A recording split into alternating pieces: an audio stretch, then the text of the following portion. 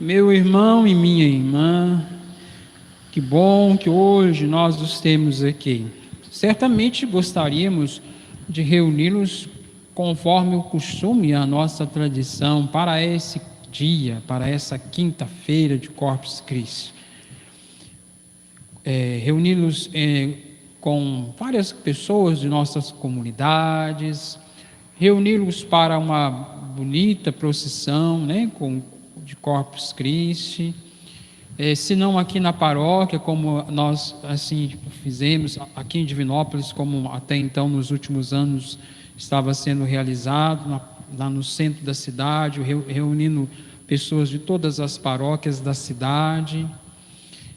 Independente daquilo que não foi possível, especialmente esse ano, a exemplo do ano passado, mas que bom que a gente tem vocês aqui, que bom que vocês vieram para reunir, que bom que nós estamos aqui como que, ainda que de forma mais reduzida, expressando aquilo que nós, como igreja, acostumamos a expressar.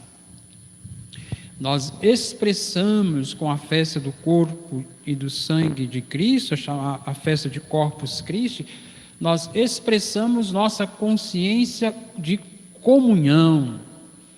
Nós reconhecemos sermos um corpo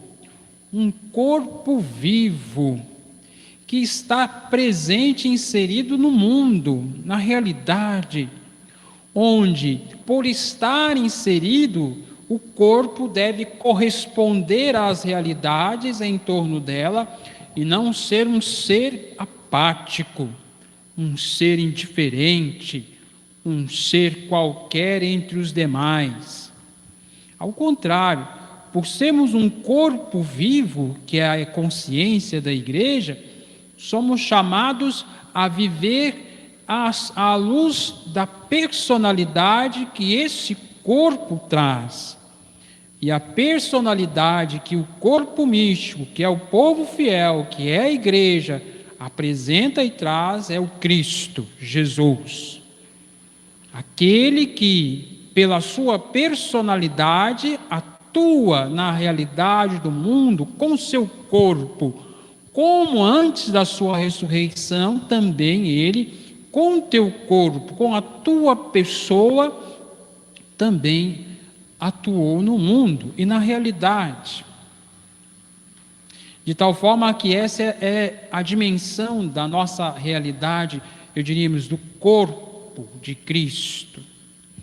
Também, durante essa expressividade do corpo, era comum estarmos reunidos e então também expormos Jesus.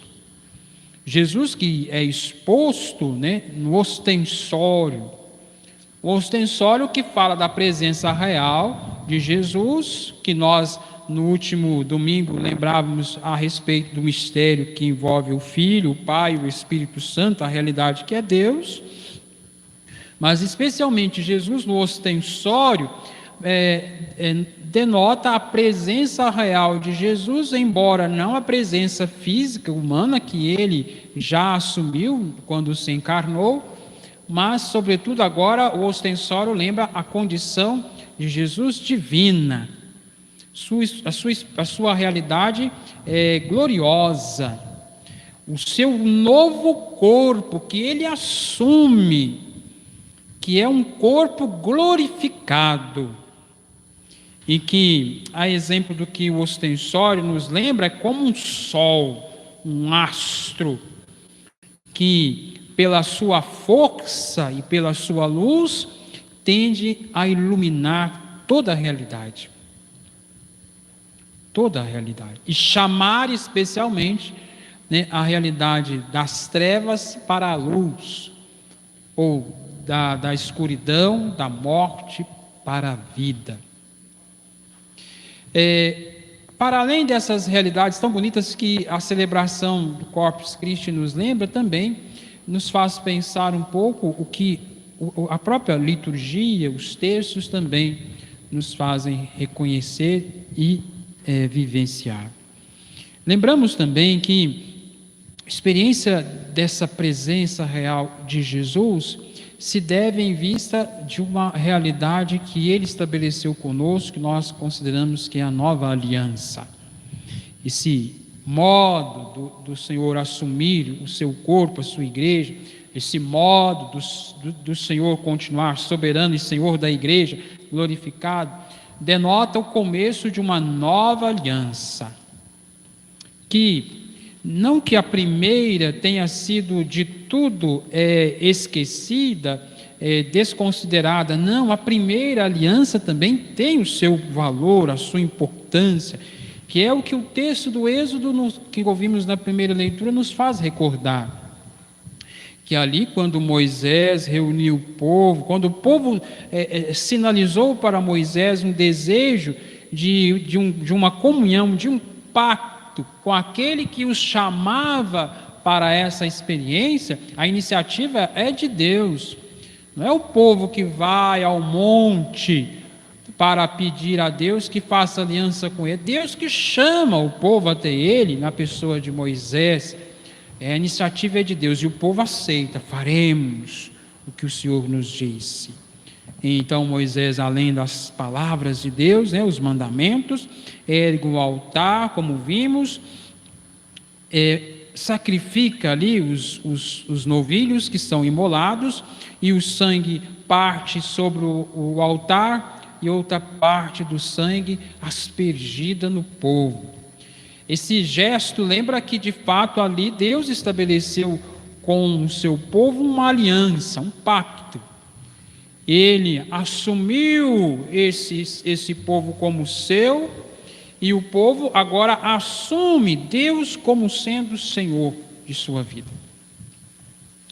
E essa primeira aliança foi importante, porque ela de fato conduziu o povo para a segunda e definitiva, que, como vimos na carta que São Paulo escreveu na segunda leitura, supera a primeira, não desconsiderando o valor que ela tem, a primeira aliança.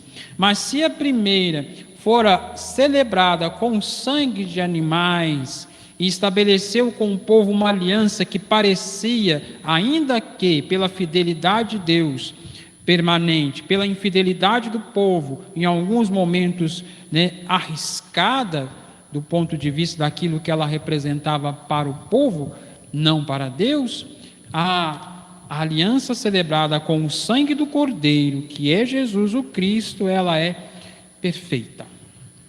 Ela alcança o seu objetivo. E qual é o objetivo? Que essa nova aliança, celebrada agora com o sangue do Cordeiro derramado da cruz, não mais como o texto diz, se o sangue de bodes e touros e cinzas de novilhas espalhadas sobre os seres impuros os santifica e realiza a pureza ritual, quanto mais o sangue de Cristo purificará a nossa consciência das obras mortas. Portanto, o sangue do Cristo derramado estabelece uma aliança, um pacto com Deus, que diferente da primeira, que fora renovada, agora Cristo não há necessidade de renová-la, porque ela é perfeita.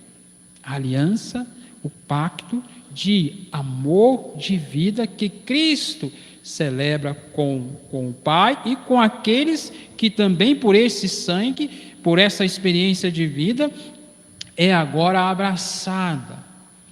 De tal forma que ela se torna importantíssima, a segunda aliança, porque uma vez não sendo ela necessariamente ser preciso refazê-la, então nós agora a vivenciamos na memória, na recordação, na tomada de consciência do que ela é e representa para nós. Aí nós caminhamos na dimensão daquilo que Jesus celebrou com os seus discípulos na Páscoa. O texto do Evangelho lembra que os discípulos de Jesus e eles estavam na véspera de celebrar a Páscoa. Os discípulos inclusive perguntam: onde queres que preparemos a Páscoa para comerdes? Ou seja, a Páscoa para o Senhor vai celebrar. Interessante que Jesus manda irem à cidade, conforme vimos o texto, seguir um homem com um jarro de água, aonde ele entrar, vocês dizem ao dono da casa, o Senhor quer saber onde ele vai cear com os seus amigos. E aí, para surpresa dos discípulos, o Senhor diz: e aí farei os preparativos para nós. Para a pergunta que os discípulos fizeram, aonde queres que prepare a Páscoa para que possa celebrá-la? Os discípulos não entenderam com quem o Senhor iria celebrar. Talvez com alguns, ou com outros, ou com quem recebesse Jesus em sua casa. Talvez até aquele homem que misteriosamente não sabemos, abriu as portas para eles e lhes apresentou um lugar em cima. Mas para surpresa dos discípulos, Jesus diz: a Páscoa é para nós. Portanto, Jesus estabelece agora uma aliança, uma realidade, uma relação definitiva com os discípulos seus. É com eles que ele vai celebrar a Páscoa, não recordando a antiga Páscoa dos judeus, mas celebrando com eles essa Páscoa definitiva. Esse vínculo que não pode mais ser rompido entre o Senhor e os seus, de tal forma que, terminada a ceia pascal dos judeus, conforme foram preparados os preparativos, Jesus institui a segunda ceia, que é a nossa. Tomou o pão e abençoou, tomou o vinho e deu graças. Ali inicia uma nova Páscoa, uma nova ceia, onde o Senhor vai dizer: fazer isso em memória de mim, claro, recordando a sua morte, mas também recordando que ele estava celebrando com eles um vínculo, um pacto que não haveria necessidade de ser renovado, mas sim feito memória. Essa comunhão com Jesus é o que nós hoje vivenciamos na Eucaristia, na comunidade, na igreja e presente no mundo. Nós vivenciamos a dimensão dessa continuidade, desse vínculo, dessa Páscoa, dessa relação com Jesus, que nutre o corpo com o seu próprio corpo, com teu próprio sangue, com tua própria existência. E como ele mesmo vai dizer, né? Só voltarei a beber desse cálice convosco, né? No reino de Deus. Mas o reino de Deus, para Cristo, é todo lugar onde ele está vivo e ressuscitado. Não é à toa que ele, ressuscitado depois, come com os discípulos novamente. Não espera o dia que nos vamos todos reunir no céu para lá tomar desse cálice que ele disse. Na verdade, o Senhor diz que a experiência do reino que ele vai novamente celebrar é exatamente a realidade depois da sua ressurreição, com todos aqueles que de alguma forma ressuscitaram com ele também, para a vida. E estabelecem com Jesus uma relação que não tem mais fim. O que nos faz compreender essa relação bela entre os discípulos e o Senhor que não tem mais fim? Percebe que o Senhor diz assim: vão, procurai um homem com jarro. Imagina, cidade de Jerusalém, né? Quantas pessoas poderiam estar com um jarro? Mas é interessante, os discípulos vão, e para surpresa deles, eles encontram um homem, que não é coisa comum. Uma mulher carregando um jarro, sim, porque é parte dos serviços, né, da casa, os serviços próprios naquele contexto cultural da vida feminina. Mas eles vão. Mas será que a gente vai encontrar um homem carregando um jarro? Mas encontram. Será que alguém terá nos preparado um lugar nessa cidade onde Jesus, inclusive para alguns, nem estava sendo bem recebido assim nada? E não é que encontram uma casa, um lugar. O que suscita essa realidade? O que torna os discípulos capazes de se unir a Jesus no amor e na comunhão? A confiança e o desejo de fazer da vontade de Jesus a vontade do Pai e permitir que ela se realize. O que os discípulos fizeram é o que nós somos chamados a fazer. Nós também somos convidados a sair, a vir, a encontrar, a partilhar, a tomar da mesa, do pão, do cálice, do vinho, com o intuito de desejar que sejamos capazes de ouvir a voz do Pai que fala por meio de Jesus e por meio dessa atitude conduzir-nos para a experiência mais bela e profunda dos discípulos do Senhor, que é unir a vida dos discípulos à vida de seu Senhor. Essa é, diríamos assim, a inspiração da igreja, dos cristãos, unir a nossa vida ao coração do Senhor. Porque se nós nos unirmos a Ele, Ele também se une a nós. E unindo-se a nós, é capaz de nos permitir caminhar na direção da realidade do reino, que Ele sabe que está preparada, tanto é que quando Ele diz, vai, os que confiam vão e têm a alegria de encontrar a realidade desejada, esperada e prometida pelo seu Senhor. Não ficam decepcionados. Também nós, nessa caminhada de fé, não haveremos de nos decepcionar, porque aqueles que confiam no Senhor terão a alegria de compartilhar com Ele de sua vida, e Ele terá a alegria de compartilhar de sua divindade conosco também.